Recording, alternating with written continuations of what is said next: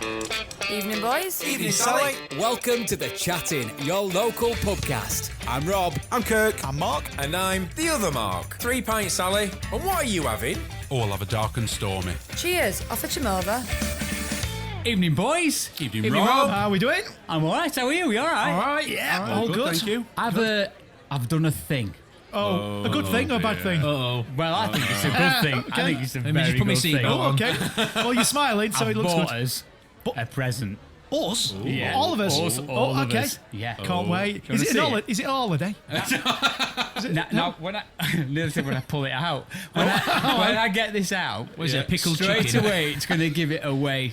So what it might be. Okay. Well, Okay. yeah, it would. You'd like to Are think you ready? Yeah, I'm waiting. Yeah. Drum roll. Oh. Oh. Oh, well, Way up. for the benefit Hey, of the tape, Sponsored. it is. Sponsored by Brewdog. We wish. I think legally. Anyone from Brewdog listening, by all means. Yeah, Mr. Brewdog, we'll leave that in. What, is it a pair of trainers? Because it looks It like... does look like that, doesn't it? Yeah. Very small feet. Yeah. I'm You trying put to. them on and it makes you feel drunk. I'm trying to work out which way I have to open it, so Oh, it is gets it the a best cake? It's the reveal. Brewdog But if I reveal. open it and it's the wrong Before- way around, it all falls out. Before you open it, it looks like there's going to be more than one each, whatever it is. Well, it's obviously for all of us. So Yeah, there's so there four. is more than one. Great. I'm just thinking how many cans I can get out of this. Who said it's a can? Oh, it could, I'm wow. intrigued. Are they Okay. nuts? Come on, then, get It's on going to with be it. Yeah, get on upside with down, it, yeah. isn't it? Film it, somebody. No, I can't get it. Why would they put it in upside down? This is Brewdog upside down. that's Oh, here we go. That's it. I mean, this reveal better What be is worth it? it, if you want me to be Absolutely. honest. Right, you ready? Are you ready? I'm gonna hold it up. Hold it up. Da-da. Ta-da. For the benefit of the tape. Oh, what? What is it? I It can't says see. It says the chat. Oh, the chat in! It says the chat in. You can't drink them.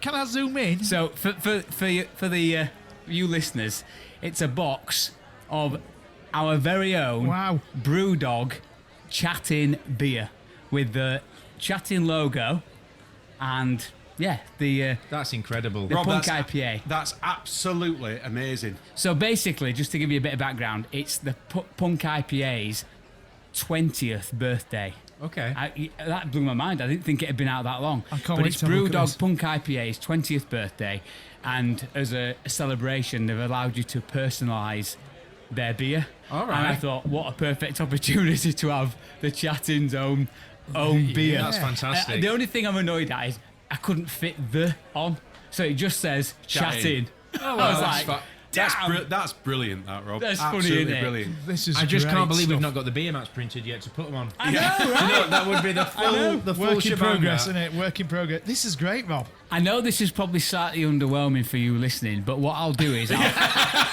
we'll put a photo of it on our socials. So if you head to the socials, look at the photos, and you'll see on there exactly what it looks like. Mark's just throwing it around pub. And if Mark nearly dropped it, I definitely will. I hope It's our good, listeners isn't are as excited as we are. 'cause I know, I'm we're really su- excited, We're yeah. super excited about this. It's brilliant, that, isn't it? The thing is, you can't open them. I know. I were a bit like, you can't really open them. Just you don't let Sally see them.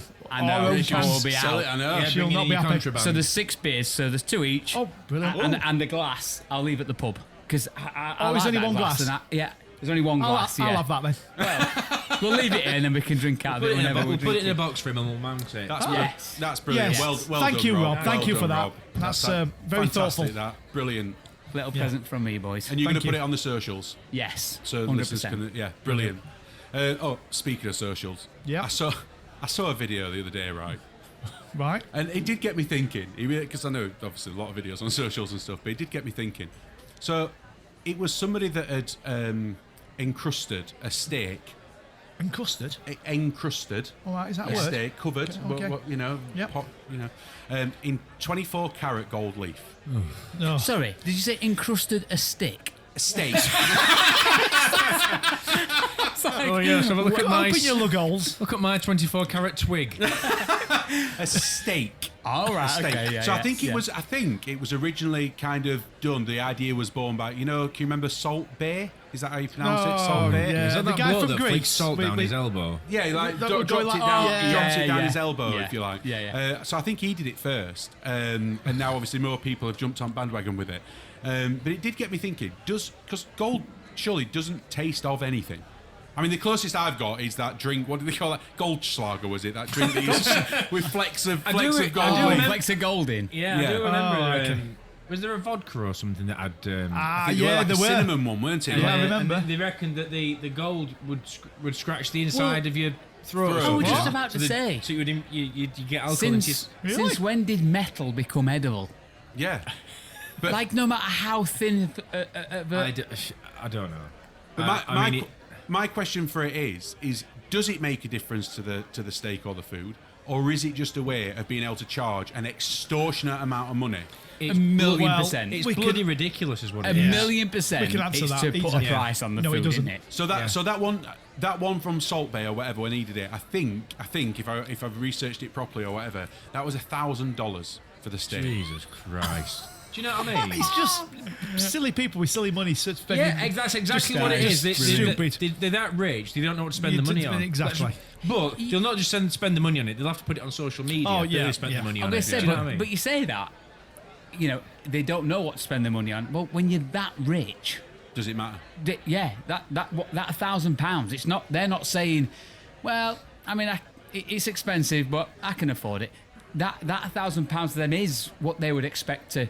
No, I imagine they don't go anywhere near McDonald's because they go, not touching that. Yeah. Do you know what I mean? Yeah, yeah. It is a different mindset, isn't it? Because Yeah. I remember having a conversation with Daisy about she'd read online that Beyonce or something had all her wardrobe flown over to whatever country she was at because she didn't know what to wear. Sort of thing. So she had a whole wardrobe flown over or whatever. And she was like, "Oh, can you imagine what a nice place it'd be to be able to afford to do that?" And I was saying, Yeah, but don't forget to turn your lights off and save the planet. yeah. Do you know what I mean? Yeah, but it's ludicrous. But the mindset isn't even a mindset when you're that rich. It isn't even a mindset of whether I can afford it. That doesn't even enter your head. It's a big case of this is what I want. Just make it happen. Yeah. There isn't even a question of whether the question's asked of how much is that. Yeah. And that's when you know that you're in a different level. Yeah, it's for me when you talk about the gold leaf thing. There's like certain foods that when you put them in the title of a dish, it becomes this. Luxury. It just changes. Yeah, it becomes Luxury thing, luxurious. yeah. Truffle. Is it Truffle. truffle Yeah. or truffle oil? I mean, the really low ones. truffle. Truffle oil, Yeah. and everyone goes, "Oh, it's got truffle oil." No, it's the truffle Yeah. part that's the important Yeah. bit. Or is it Hataki mushrooms or something else? There's some. Shit take. Shiitake mushrooms are quite just normal. Are they just normal? I know there's some but particular. I know what you mean. Yeah. There's I a particular mushroom I've when you seen. talk about stuff like that with a 24 carat leaf bloody Yeah. steak or whatever, I think it's obscene. Yeah, it I is. think it's obscene. So would you buy it even if you had the money then? So even if you I were... don't think I could. No. I don't think I could. I just look at it. It goes above. You can have something nice to eat. You can just have something nice to eat, can't Yeah, you? yeah. You don't have to pay £1,000 for something that's bling or something that's novel or something. And I don't get it. My thing on this is let's just put a spin on it and say that you could. Let's say that gold leaf element of that steak was £700 worth of the actual product Cost, that you're yeah, yeah, buying, yeah. And at the same time, you could get caviar that would also be £700, right? The caviar element of it, as much as I don't particularly also wouldn't go, no, I'm not paying £700 for caviar, but at least there's a flavour to it. At least there's a profile to it that you go, well, Yeah. it's adding something to the food. Yeah. The gold leaf, I mean- it's purely an aesthetic thing, surely. Exactly. To me, this gold leaf thing is just like watercress on a sandwich. That is because Yes. watercress doesn't Can you remember add... growing watercress at school? Yeah, One of yeah. those that- what did they call them? It is. Cotton wool. Them trays, what were they called? Yeah. Petri dishes. Petri dishes, yeah. I just used egg boxes. Slates. Well, they did in 1890. Yeah. No, I think that there's a pompousness in there. I mean, Yeah. one that springs to mind for me, always springs to mind, and you see it on TV when they're talking about, and chefs are cooking stuff, and what the bloody hell is a panna cotta? What is it? Is it a Over dessert? to our I chefs. don't know. Yeah, What the bloody hell is Panna it? cotta's a dessert. Is Yeah, it it's not like- like a creme brulee style thing? Yeah, it's more of a set. It's a more set creme brulee. A what? So like a Mark. yeah. It's What's a, the kitchen? I'm not. Okay. Jelly. Now, see? With milking. Jelly with milk in, yeah. Oh, so like an Angel Delight? Yeah. How old are you? Yeah, well, do you know what? I mean, I don't know why, I mean... Where did you go that had panna cotta on the menu? It's sit what you there see and on went, telly. I don't go to places like that. Do you know what I mean? I'm not bothered. I can go for something nice to eat.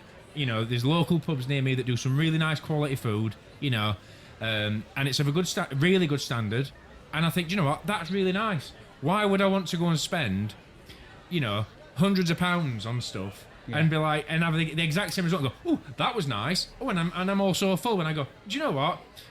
Tourists went out for something to eat and whatever, and So is there a way in which you could be tempted to have that type of thing if, for instance, the expensive price that was put on this was because it was an experience rather than just a dish? I don't think so. I mean, I'm probably not a foodie anyway, so I wouldn't get excited like some people would. I do like, obviously, I like my food to be nice. Obviously, I'm not gonna eat something that's tastes awful or bland or whatever. But I don't understand how I couldn't bring myself to pay, there's people out there starving and go and spend almost like a month's shopping budget, if you like, on a meal.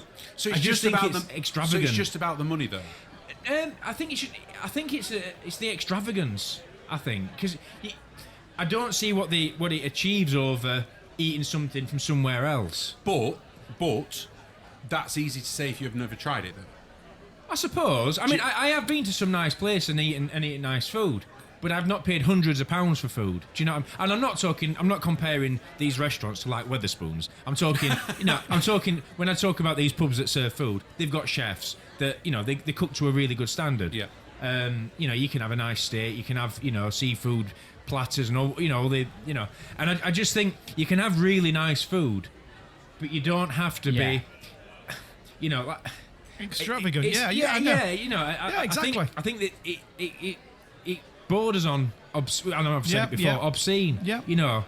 There's a reason why I asked you what I asked you a second ago, because I recently did something that I've actually done before, and a part of me was just about to say I see them as experiences, and that I would, if I'm ever going to pay quite a bit of money for something, it's normally something that I think I won't ever do this again.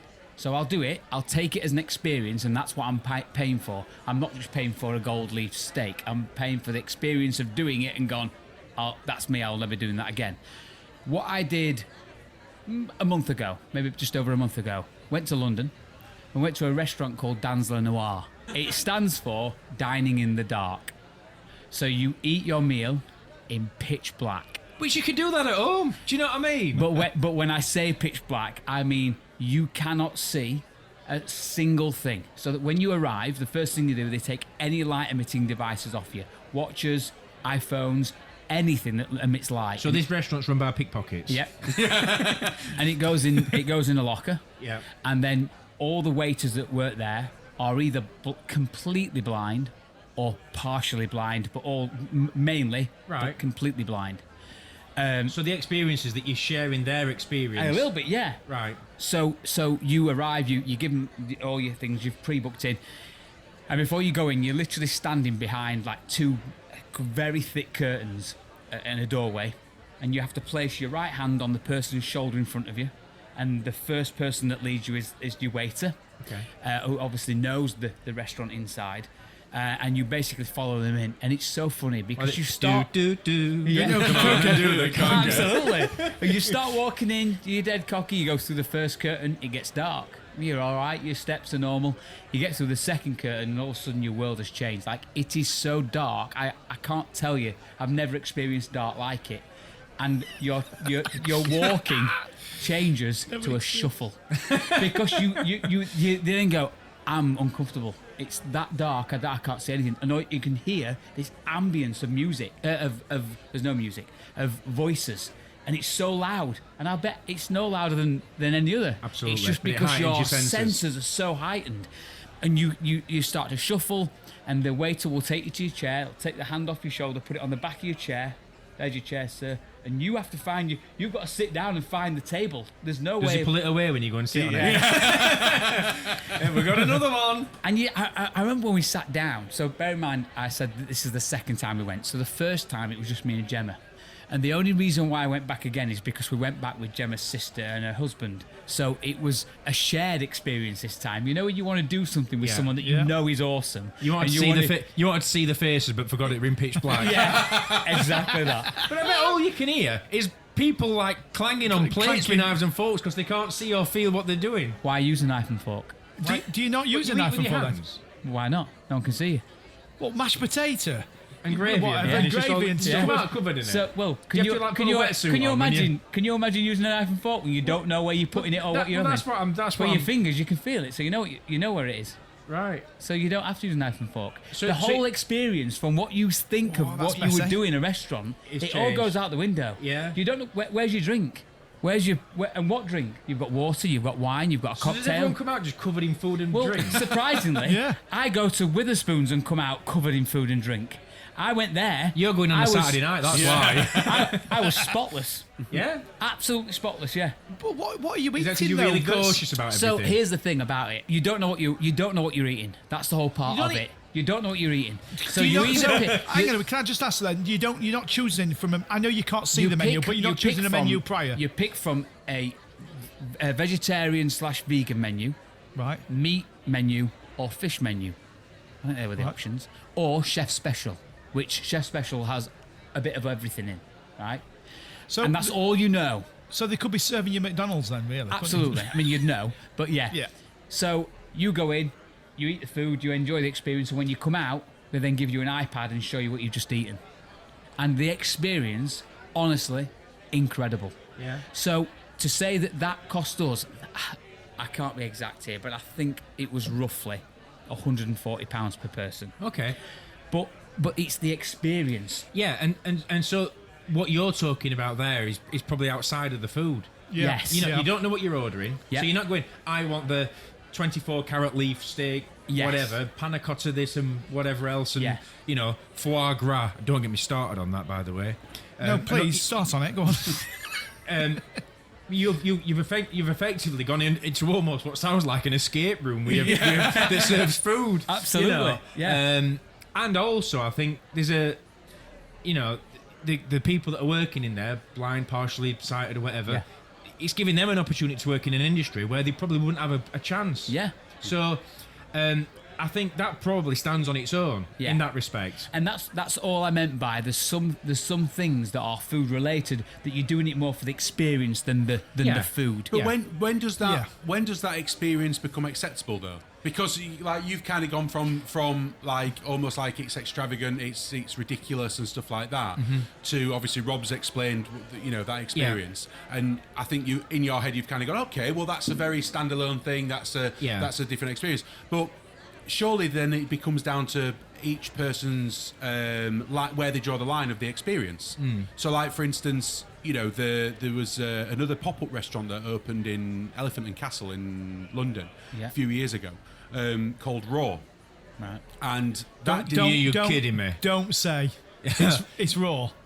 What the food? Yeah, so they don't cook anything. Everything, all the menu is cooked. Everything that's brought to you. Me and Mark's booking. Where's that butcher's? is raw. You walk into a butcher's with a knife and fork. Yeah. I haven't even got to the best twist yet. Oh, here we go. So you got to cook it yourself. No. It's raw, Mark. It's raw. Everyone's naked. So is this in?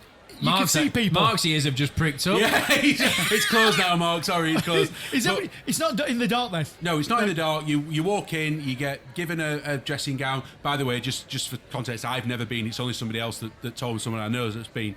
And obviously I read about it. But you go in, you get given a dressing robe, if you like. You take your clothes off, put the robe on, you get brought round. You take your dressing gown robe off, and then you get sent to your table. So everyone around you is naked. Now the thing is we're like in little booths, so you can see other people, but it's not completely open. Do you get what I mean? You have got a little bit of privacy there. I bet nobody's walking to the toilet, are they? So my question is, now ignore the fact that that's not something that you'd like to do. right? I understand that. But is that classed as an experience? Is that acceptable enough? I think we've weird, moved isn't it? away a little bit from what we were talking about in terms of the Yeah, we have, yeah. I'm going there because it's X many stars, whatever, and it's £500 for a dinner or whatever else. I'd say on a side note, I don't know if you've ever done this when you've slept and you've slept without your boxers on, for example, and you go to the toilet. You walk back, don't you? And it's, we're blokes of a certain age. There is sometimes a bit of an aftermath, isn't there? Do you know what I mean? Drip. Yeah. Oh, right, yeah. You're walking through a restaurant. Yeah. Peeing all over the floor, effectively. Do you know what I mean? I'm assuming they I'm sorry, expect you to adequately wipe. I would rather go to this Weatherspoons. I think at least you know that they're going to be doing that. What if you've gone to the toilet and you've been for number 2 when you're coming back? I mean, you're going, well, have I cleaned Well, it you right? know that, but surely you learn that as a child, Mark. What I'm saying is, you get older, us blokes, we have this thing where our waterworks don't quite isolate like they used to. No, I don't mean me personally, but some people's going to be going to the toilet going, I've just done Mark's number 2. got an Hansel and Gretel go. Walking back. I don't Leaving mean it for me, the person do that I? follows me. Not me, but the people in restaurant. No, we're not going there again. So, to go back to Kirk's point, Yeah. Firstly, would any of you go? Yes. I 100% would go. I think. Hang on, we're talking about No. we're talking about the steak, we're talking about the Raw. naked restaurant. Naked. No, the naked Naked. one. Would you go? No. No. Yeah, I would. No, I I don't. would. I don't see what the hype would be, and I'd also feel really uncomfortable eating with no, because I'm quite a sloppy eater. Do you know what I mean? I'd need a bib, and But I think what you talked about, Rob, we're going to somewhere where you're getting served by people who are partially sighted or blind, and then you get to share their experience whilst they're. So you're living in their world. That's a shared experience, and I think to some extent, probably gives you a little bit of an insight into what it might be to live like that. Yeah. So I think that stands outside of what I'm talking about with, where you get these dishes where they'll serve like an egg cup of your mashed potato and a drizzle of gravy that's written in your initials, and and then you know what I mean. And I just think. Yeah. Do I really need to eat that I'm little? with you, Mark, with You this. know what I really, mean? yeah. I think it's. I get what you're saying. I do get what you're saying, but I think what you've done is taken an extreme example of how something's plated, and then matched it together with an extreme version of very low quality food. When at the end of the day, it's not. If you go to like a Michelin starred restaurant, it's not an egg cup of just normal mashed potato and gravy written in your initials. So yes, it looks what you would class as pompous or whatever it is on a plate, but actually in a lot / most of your high-end restaurants and stuff like that, it's not just normal mashed potato, or it's not just. So I get what you're saying about certain mashed potatoes from Mars. So I guess you know what I mean? No, but they're not mashed potatoes. The end of the day, I get what you're saying about a restaurant trying to be something that it's not. So I get that. I get a restaurant going, right, we're serving sausage and mash, but we're going to do it as deconstructed and, this, and then put it on a plate differently, and I'm going to charge 50 quid for it. Then you kind of go, well, no, this is sausage and mash, and you shouldn't be charging £50 for it. But there's then a difference between a Michelin starred restaurant that's just spent the last 5, 6, 7, 8, 9 years trying to achieve to be a Michelin restaurant, which has got chefs in it that have been working in the industry since they were 15, 16-year-old, perfecting their art to get to that point. What's wrong with that? Look, has any of you around the table been to a Michelin starred restaurant?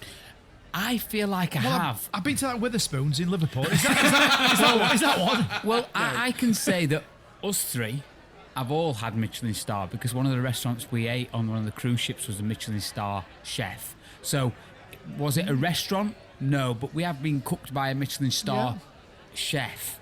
Yes. So, I guess the answer is yes. But does that mean you? I mean, I think that I'm a bit like this with this food thing. I'm like, there's a difference between good food and like, just normal food. But then there's a line which I think me and Mark are in where they go, well, there's a steak, it's cooked beautifully by a good chef, it's cooked really good. Okay, fine, it might be, I don't know, £40, £50 or whatever. Then they put a bit of this gold leaf on it, and suddenly now it's £700. It's that borderline where it trips over from a a good steak in a Michelin Star restaurant, when okay, I don't mind paying good money for it, type of thing. But then it goes to a different level. Oh, by the way, and it's that I'm a bit. I'm with you. I'm with you on gimmicks. I'm with you on gimmicky stuff that doesn't add or anything to the meal. Yeah. So, like, I'm totally with you. Would I pay $1,000 for a steak just because it's got gold leaf on it? No.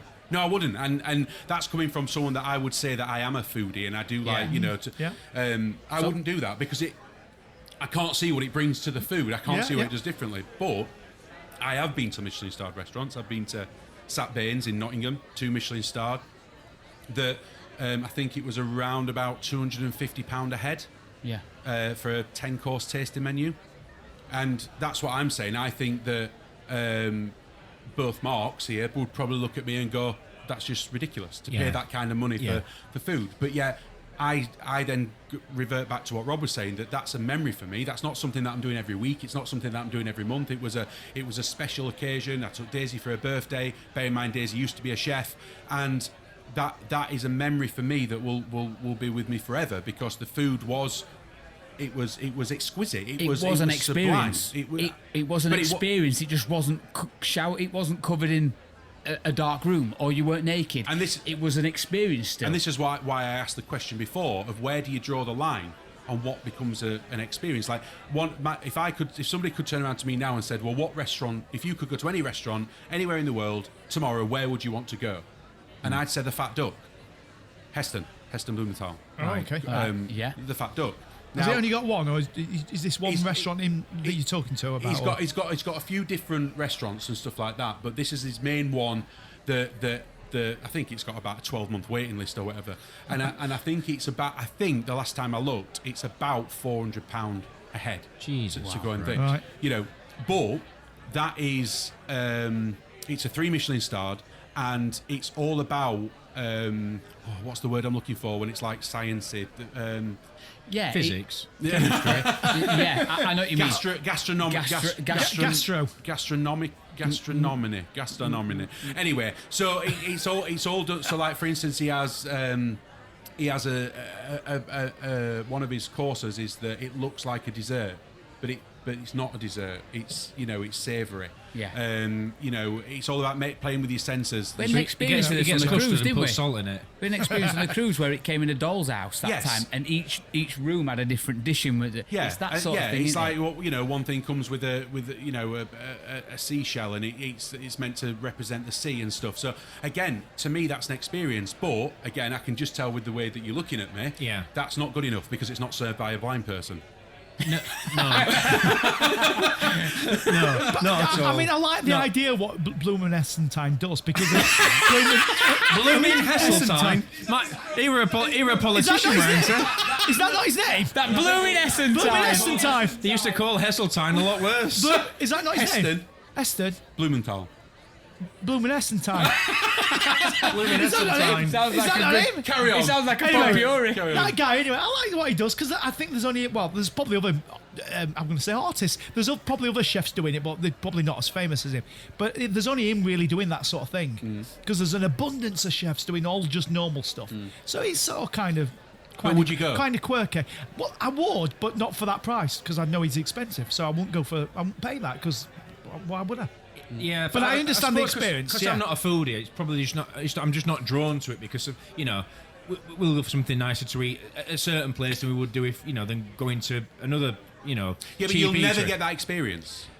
But You'll never. So what I'm saying, and I'm not saying there's right or wrong, by the way. I'm yeah. not saying that. What I'm saying is, I get what you say that you could go to a nice restaurant for a quarter of the price, if not an eighth of the price, and have something nice to eat. Yes. And absolutely. And I'll be satisfied with that. And then I could also turn around to you and say, yeah, but for an eighth of that price, you can go and get fed at Wetherspoons. What I'm saying is. But you will never have that experience. There's a different- and I'm quite happy that I'll come out satisfied. yeah, I'll have enjoyed the company. You've come out. I'll have eaten some nice food, and I'll be full. You've come out fed, and we've come out with an experience. That's the difference. Yeah. One you're fed, the other one you've had an experience. I get what you're saying. I tell you what, just on a side note, talking about celebrity chefs and whatever. Yeah. Did you know the chef James Martin? Yes. Oh yes, Saturday morning, Sunday morning, Monday. He does every day. Yeah. Yeah, I think he cooks every day. Yeah. Yorkshire bloke, innit? Nice. Yeah. He seems like He a comes nice across guy. all right. Yeah, he seems What, like can I just say, but I'm going to have to say this, it amazes me how he genuinely is the male multitasker. He can cook and present at the same time. I've watched him, I'm in admiration. I'm like, how does he manage that? Like, I think most TV chefs can. Yeah. Yeah, I'm gonna say, I'm not watching any chefs where they don't. Although is he the Kiwi guy that was on New Zealand, the guy that was on MasterChef, and he set his tea towel on fire. Can you remember? That was on TV. that. yeah, it's on them blooper reels, isn't it? Yeah. So anyway, did you know that he once had a relationship with a James Bond producer, right? Right. James Martin. Her first name was Barbara. Yeah, I know what her surname is. Don't say it then. Let these two have a guess at what their surname I know what it was. is. Bond. No, Martin. no. Shall I? Go on, Mark. Is it broccoli? Yeah, Barbara Broccoli. It sounds like someone off Bob the Builder, doesn't it? That's great, isn't it? Yeah, I'm going down to local greengrocers to see Barbara Broccoli. A kid's cartoon that's made up of fruit and veg. Yeah. I mean, I'm gutted that they're not married. I mean, obviously, you would have wanted her to, but yeah, she's one of the James Bond producers. And on another thing, do you know eggs? Eggs, you know the eggs. Eggs what come out of hens' Eggs. arses. Well, I don't think they come out of their arses, do they? Ooh, sweet corn. Yes. Do you know there's a certain way you're supposed to store them? I didn't know this. What you Eggs. mean? You mean Yeah. which way round or where? Yeah. Really? Yeah. Okay. Do you know, Kirk? Because you're into Nope. food. And Well, stuff. the only thing I do know is that you're not meant to store them in a fridge. Unless you bought them from a fridge. So the rule is wherever you buy them from, that's how you store them. So if you buy them out of a fridge at a shop, Yeah. then you go home and you put them in the fridge. Is that If because if you buy them off a shelf in a store, then you go home and put them. I've got a question. I've got a question there. How did they get in the fridge? Is there a chicken in there with a cardigan on? I've never been anywhere where there's been eggs in fridges. And if there is, then You take them out. why are they in the fridge? I have no idea. Because I was trying to most say, supermarkets don't have them in who fridges. put them in the fridge in the first place? I don't know. I'm just saying that apparently that is the rule. That if you buy them from, you store them wherever you buy them from. Right. So So go on, which way around do you store So them? you're supposed to store eggs the pointy side down. So basically put your egg cardboard thing upside down. Upside down. No. I think they're actually, and we probably don't notice this. When you go and buy eggs from the shop, they probably are already upside down in the box. they're not And in my it's- box. Are they not? They're No. pointy side up. Yeah. Oh, they're always pointy side up. Yeah. Are they? Yeah. I don't know. I'd have to look. But why? Oh, no, they But are why? 100% are. Apparently they store for longer because it keeps the yolk away from the air. Really? From science. Yeah, so Ah. there you go. You can come to my restaurant. I'll charge you 85 quid for an egg. While we're talking about restaurants, just another quirky thing. You know how some restaurants, I don't think it's been a recent thing, but you know how some restaurants have been serving food on various different, not plates. So like they'll serve them in various, lids. like dustbin lids or, Yeah. Yeah. or spades and all, Spades. yeah, Yeah. spades and stuff like. True. I mean, what's your thought? I mean, what's all? I mean, you guys are going to go, oh, it's an experience. Well, But interestingly, what's your thoughts? interestingly, the pub that I was referring to when I said it's nicer pub food than what you get from maybe like a Hungry Horse or something like that. The first time we went when it had opened, we went and didn't know that this was the case, and I was with like burgers and chips and whatever. And it was nice, with the sticks through the middle to your burger. Is that what makes it nice, is it? What- Yeah, If yeah. a burger What's comes on out there? with a stick through middle, Yeah. it must be posh. And it run like a, What's it on a there? really small dustbin lid upside down. I know, like, what's all this about? Yeah. I didn't want.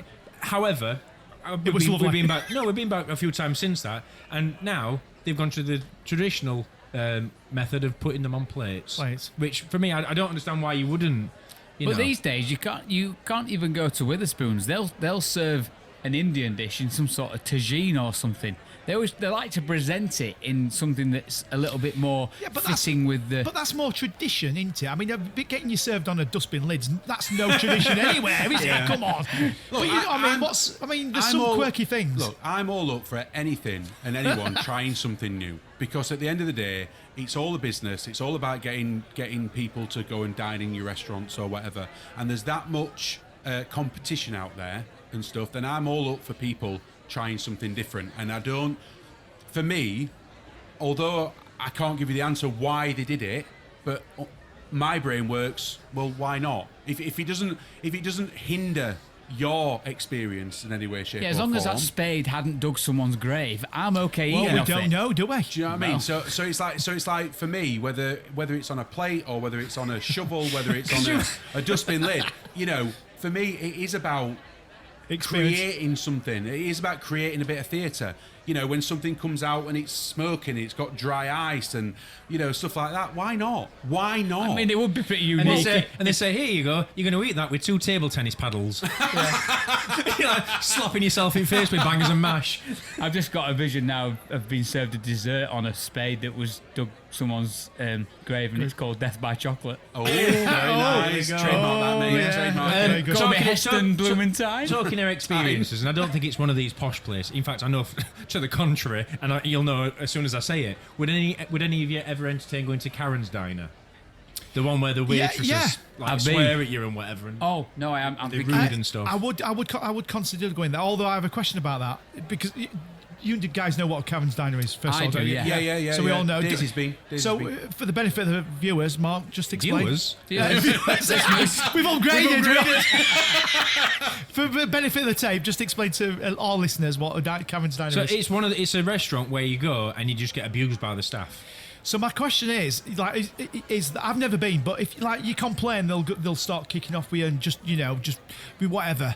Now what? I think when they come and they serve you plates, Yeah, they they'll like- just they throw like it down. throw them on tables Yeah. and stuff, don't they? And Yeah. it's- So my question is, right, what if you've got a genuine complaint about you? I mean, a genuine complaint. You probably They're have to just- wait till you get home. They're not going to do it, are they? And email them. I mean, what if your food is generally cold, or do they serve it cold? How did I know that if anyone were going to think like that, it'd be Mark? No, yeah. No, No, but it's weird, isn't it? yeah, I don't think they're going to give you room to really, really complain. But I'd be really uncomfortable. Well, I don't know, actually. I suppose quite like it it. would make me feel, and I am pretty. I love quite stuff like like it. that. Yeah. But even the thought makes me feel a bit uncomfortable. yeah, Really? knowing whether you could Yeah. say something and whether you're actually crossing the line. What or, about Yeah. you, Kirk? Would you break? Because I'm quite up for it. I quite fancy going. Yeah, I would go. The thing is, what I really like about it is I just really like the fact that it's giving waiters, waitresses, you know, the chance to actually say what they want to say on a day-by-day basis, because, you know, I think we all know what it's like to deal with customers of some sort, and let's face it, you know, customers are twats. You know, I mean, they are. People are horrible. People mean- are horrible. I mean, People I are bet they horrible. love their job because I mean, you can can just serve be- food and you just yeah. you just go in, well, whatever. I'm having a bad day. No matter. I imagine there's times when they have to force it because the people that are sat at the table might be lovely, but then I'll bet there's plenty of people that they just enjoy. Yeah, look, Absolutely. It's being a honest. character, and you've got to be a certain type of person. Everyone kind of thinks that it must be easy to work there or whatever, but it's not, because it's a character and you're acting. Yeah. You know, and it's about being quick-witted enough. It's about being, you Yeah. know, You gotta have all the put downs, haven't you? And yeah, you've literally. gotta be sharp and I think it were when Daisy went. I'm sure it were. They went, and the time were booked for something like 1:30. They went for lunch or whatever, and they got there for about 1:20. And they walked in. And they were like, "Oh yeah, have you got a booking? Yeah, we've got a booking. What time's it for? 1:30." And they were like, "So why are you here now then?" Yeah. Do you know what I mean? And stuff like that. But that's just about being quick-witted and stuff Yeah, like that. yeah. But I do, again, I just like anything different. I do like anything different. Well, Why not? When you said Karen's, I jumped in and were like, yeah, I've been there, and then realised, no, I haven't been there. I've been to Michelin Stardust Diner, which is in New York, and that's where all the waiters and waitresses are all Broadway performers. So they sing. There is one in London. It's not Michelin Stardust Diner. It's okay. It's nowhere near the calibre of what is in New York, as you can imagine, on Broadway. And that was amazing. Me and Gemma went to New York 7-8 years ago, whatever it was. And that was another amazing experience. Again, slightly inflated prices on what the food was probably worth, but you were sat being What about the entertained. entertainment you You were get? literally being by actual Broadway performers that might have been out of a musical and were working there and it was incredible, brilliant. I'd just go in and go, listen, I'll just have a toasted tea cake and I'll just listen to the entertainment. can I have a chip butty to take out? I'll just say, Can I listen the to show it. starts? Yeah, I'm just a bit hungry. Can I have a chip? Yeah. So I've got something for you guys to see if you've ever have you ever heard of ghost kitchens? Yes. I am. You have? When you said Ghost Kitchens, is Well, it the ghost name of a kitchens or restaurant? no, Dark ghost kitchens. dark kitchens Those or are those co- containers, or- aren't they? Where yeah. they serve food under the banner of a restaurant. Yeah. And they. So I've got mixed feelings about this. Well, so hold on.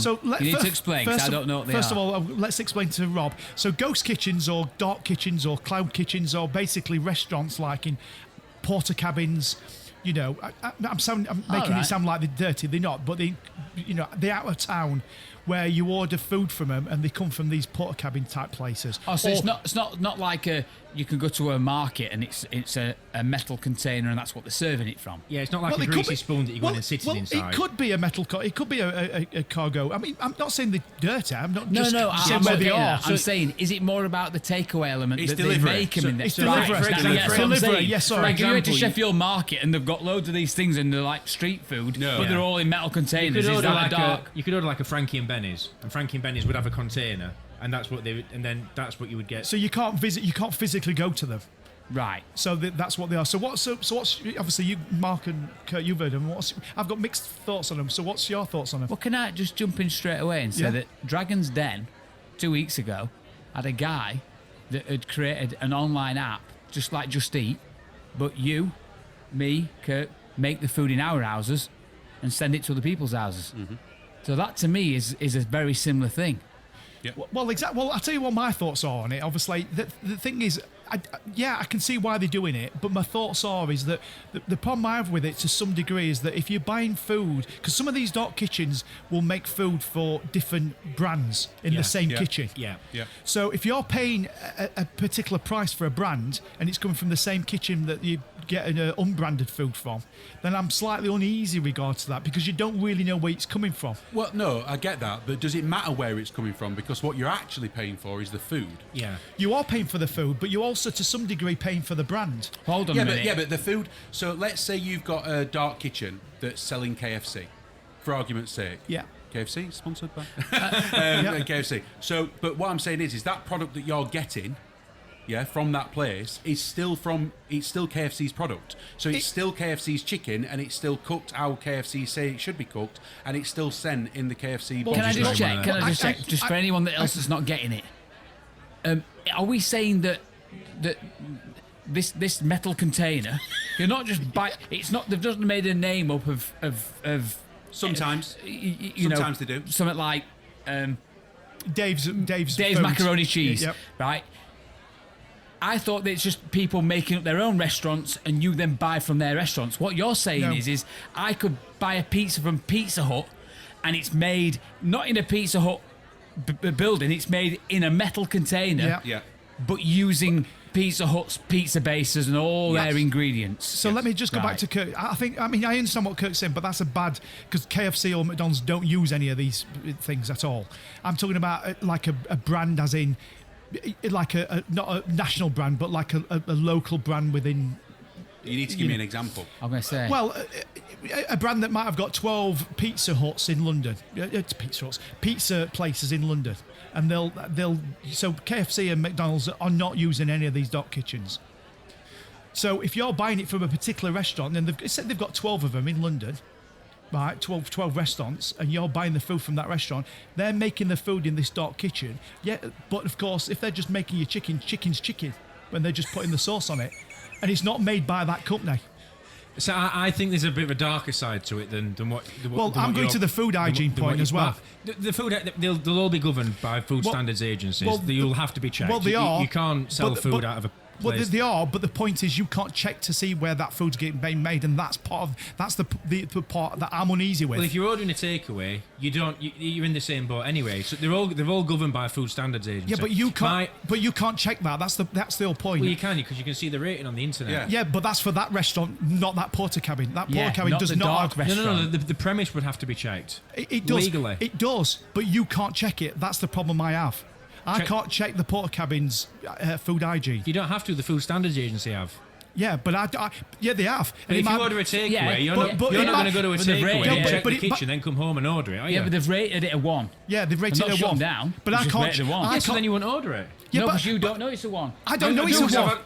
I've looked for it, haven't I? No, you- they're because- under the banner of whatever restaurant chain they are. And that's the bit I'm slightly uneasy with. I'm with you now.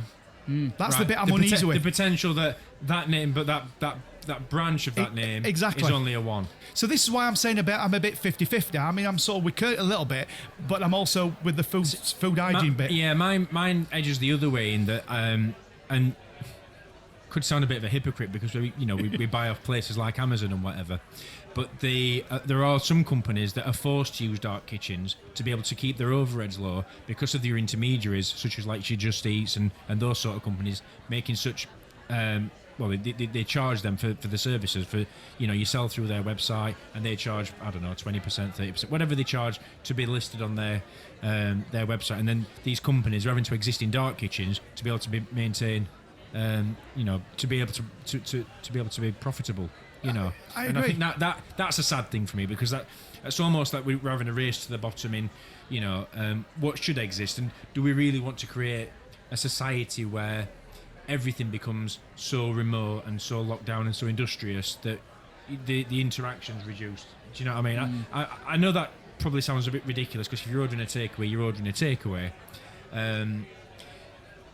I think it's the reasoning behind why they exist for me.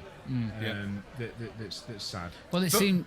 Go on. Okay. Sorry, but then I totally with you. But then there is the other side, isn't there? The positive side of someone that may have got a really good idea for a takeaway or whatever it is, but can't afford opening a restaurant. Absolutely. And stuff like that. So actually, if it gives them an outlet, then gives them an outlet. Yeah, so in that respect, it's a good thing. Yeah. But I do know, and I have read, and I don't want to go down this rabbit hole, and but I do know that there have been stories and panoramas, and these when they do these investigations into certain operators that charge intermediary, it can fees, get if you like. ridiculous. It can get ridiculous. Yeah, and also where there have been independent takeaways, if you like, have been squeezed because although they pay the fee for being on there, another company will pay an additional fee to be listed number one, even though they're not number one. Yeah. And so this guy might have a fantastic product and takeaway whatever, and he might be listed 15th in the queue because he's not paying as much as the next person, and almost held to ransom. It's only like, I know it's going off on a little bit of a tangent, but it's only like Booking.com,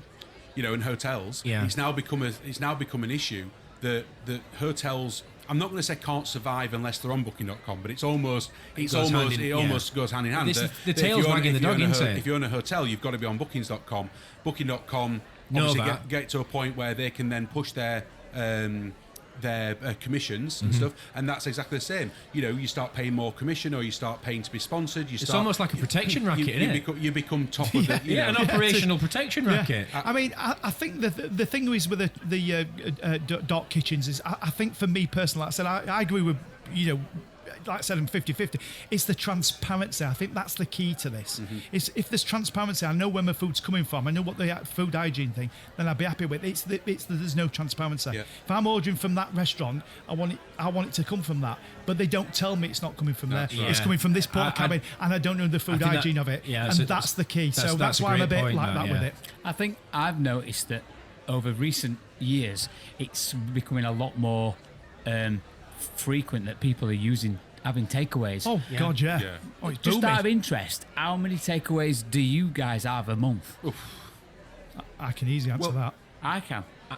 Well, before my Slimming World, before I was on Slimming World, Yeah, I would say on average our household, let's say between me, Daisy, or the kids, I would say that we do 3 takeaways a week. Really? Yeah. But that, wow. to be fair to Kurt, that's below average. Is it? Yeah, Below average. below Yeah, average. yeah. Yep. See, for me, we Way would below be average. probably once a month, maybe once every 2 months. Exactly the same.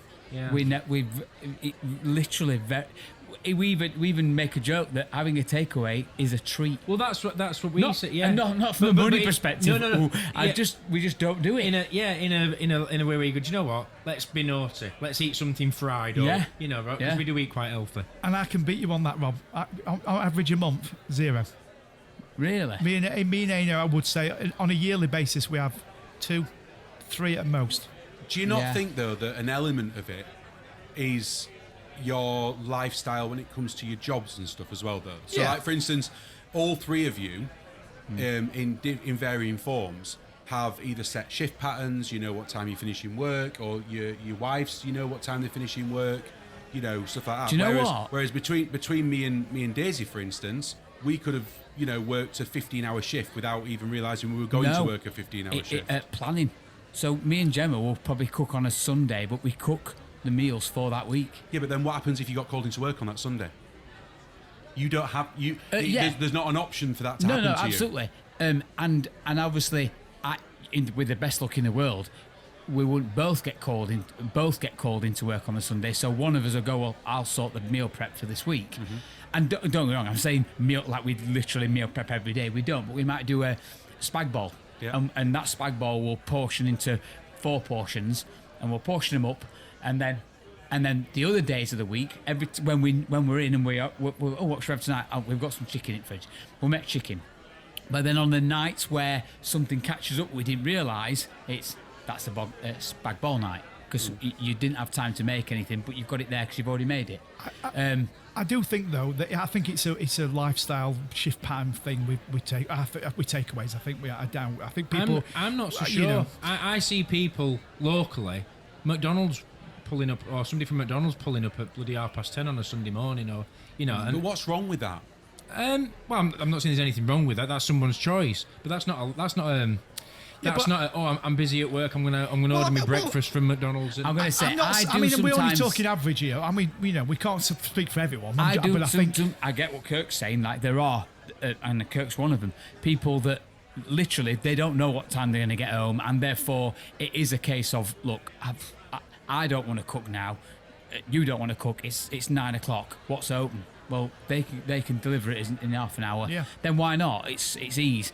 But I definitely think that, like when you say three a week, I would argue that you could probably have got that down to 2 by being a little bit more organised. But I just want to be clear here. I just want to be really, really clear that again, before I was on Slimming World and everything, I know that we ordered from takeaways because either A, we wanted to, or B, we couldn't be bothered to do anything. So on the odd occasion, yes, it's you've worked all day, or this or that. Absolutely. I was just saying that I'm just saying it makes a difference in people's lifestyles on what they do. Yeah. But I've ordered a takeaway 3 times in a day before.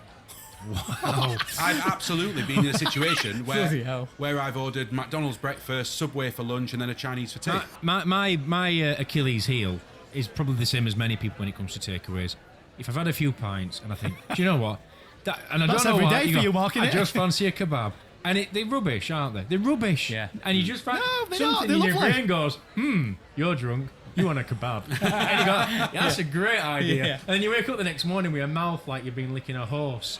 And you're like, oh, You probably have. What part of the horse? Where are you getting your kebabs from? I like them. What's the matter with you? and then you're like, oh, what did I do that for? But then that probably goes along with why did I have 10 pints as well? But, Time at the bar, please. So I've done the typical me. I've been researching while you've been talking. Okay. Well, it intrigued me. Pay no because- attention to us Well, then. it intrigued not me. listening. We spoke about like cost of food in restaurants and particular restaurants and being themed. And I just thought, what are the most extremes of these that we're talking about? Like, how, really, right? This is the most expensive dish, right? You'll be surprised by In this, the world? actually. Yeah, I'm going to read Or it. in 'cause space. It's better read. I think. Oh, go on. Does it involve some sort of something that's already been digested? No. What? No. All right. Okay. Go on. No. Don't get That's Mark behind started. it. All right. Okay. Right. I'm going to have to read this because it's really well written. Nestled amidst the picturesque English countryside, the Lindeth Howe country house is a delightful blend of rustic charm and opulent luxury, providing a serene escape from the bustling streets of London. Are you being paid to do this? No. Within the exquisite English manner, guests are greeted and a selection of generously appointed rooms, pampering holistic treatments, and a renowned restaurant led by esteemed executive chef Mark Gilbert, probably. Yeah. It just made it sound good. The inviting restaurant offers a delightful array of culinary delights, spanning from scrumptious breakfasts to sumptuous dinners, all culminating in the talk of the town. Yeah. Chef Gilbert's extraordinary chocolate pudding creation at an eye-watering £35,000. This is in the UK. Far beyond the ordinary snack pack or powdered jello packs, this divine chocolate pudding is a masterpiece crafted from 4 different exquisite Belgian chocolates, meticulously shaped into the form of a Fabergé egg. The velvety pudding is then lavishly layered with champagne jelly, adorned with shimmering edible gold leaf, and served alongside a bottle of top-shelf champagne and caviar, a true indulgence for the senses. Other ingredients include 24-carat gold and 2-carat diamond. What? That's just Ridiculous. ridiculous. You can, I'm absolutely with you. It's ridiculous. how can you even eat diamond? No. Well, That's just I don't know. And then, why would you have fish eggs with a chocolate pudding? Well, I'm not. Look, I'm not going to sit here and say, because end of the day, who am I to question whether that works or not? But when we talk about realms of ridiculousness, that is ridiculous. That price for one. You dish. wouldn't have a fruit and nut and a crab stick, would you? No. I mean, how much is it costing him? It's not costing him £35,000 to make, is it? It says, It's- it does it's say, probably- due to the intricacy involved in preparation, the jaw-dropping 35 Yeah, grand yeah. Lindeth chocolate pudding requires advance booking of at least 2 weeks, affording Chef Gilbert ample time to perfect this extraordinary creation. Right, can I just say, look Yeah, at but- it. It looks like something off your grandma's mantelpiece. Yeah, well, listen, the point that I'm saying Doesn't is, it? how much does that cost him to make? That don't cost him £35,000, does it? No. That's the point I'm saying. Well, I mean, he's probably walking out of there going, I've had someone's pants down, I've knocked that up for I 400 dare quid. say If 24 that. 24-carat gold and 2-carat of diamond. I'm guessing there is a slight cost to that. But what does that add? Nothing. Oh, and to answer your question, Kirk, was it the Coffee Loac coffee you were talking about? Coffee, yeah. Coffee. So that I literally just saw that as I was doing it. I was looking. It's made from coffee beans that have been eaten and excreted by Asian palm civets. Civets? I've heard of C-I-V-E-T-S. this before, yeah. A type of wild cat-like animal native to Indonesia. So the most expensive coffee in the world has literally been shat out of an animal. It costs $600. Wow, with hints of chocolate, caramel, and shit. It doesn't say that. It doesn't say And that. on that note, And on that note, yeah, Absolutely. It's been a pleasure, boys. Yeah, We're going on to a takeaway. See you next week. see ya. Bye. Do you have a dilemma? Maybe a burning question you're longing to be answered? Or you just want to get in touch with us? Why not drop us a voice note or a message over email at innthechat@gmail.com. That's 2 N's, not 1 N, because 1 N, it doesn't matter. innthechat@gmail.com. We look forward to hearing from you.